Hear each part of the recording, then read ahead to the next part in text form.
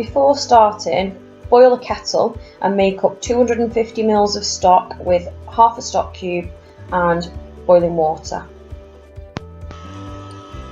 Okay, so firstly we're going to fine dice an onion. This is called brunoise cut. Start by taking the pointy top off, slicing the onion in half and then peeling the skin. We're keeping the root area on as that's going to hold the onion together. Cut all the way through the onion to the board and then across again in the opposite direction, just discarding the very last bit with the root piece on. Repeat this on the other side of the onion so that the whole onion is fine dice cut or brunoise. Heat up a frying pan with a couple of tablespoons of oil. You just want it to be getting to medium heat, and then you're going to add into the onion.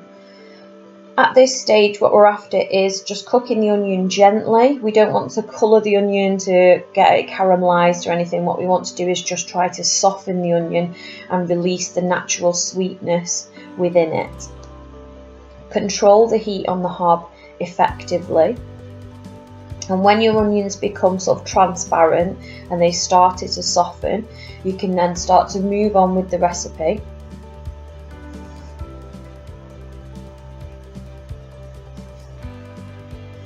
At this stage you're going to add your mince. Whether you're using lamb mince, you definitely won't need to add any more fat. But if you are adding Quorn mince instead, you may just need to add a little bit extra fat at this stage. Breaking the mince up into small pieces with your fish slice will help to give smaller pieces within the curry itself, so we've not got big chunks of meat. We want it all to be mixed in.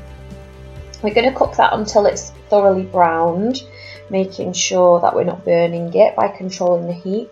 We're going to add our aromatic ingredients into the pan at this point, so that's the garlic, the ginger and the chilli.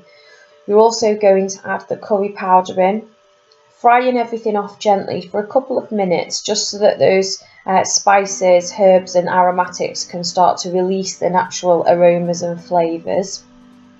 And once we've started the cooking process with those, we're then going to add the stock to the pan. Cooking this on a simmer will just allow all those flavours to infuse through the meat and really soften the meat up. Once about half the liquid is evaporated, you're going to add in 2 tablespoons of tomato puree and just mix that through to create a flavourful sauce for the curry. Keep simmering the sauce until it's as thick as you want it to be. You don't want it to be too dry, but also we want most of the liquid to evaporate. At this stage we're going to stir through 1 tablespoon of peas, and this will just be for the last sort of 5 minutes of cooking.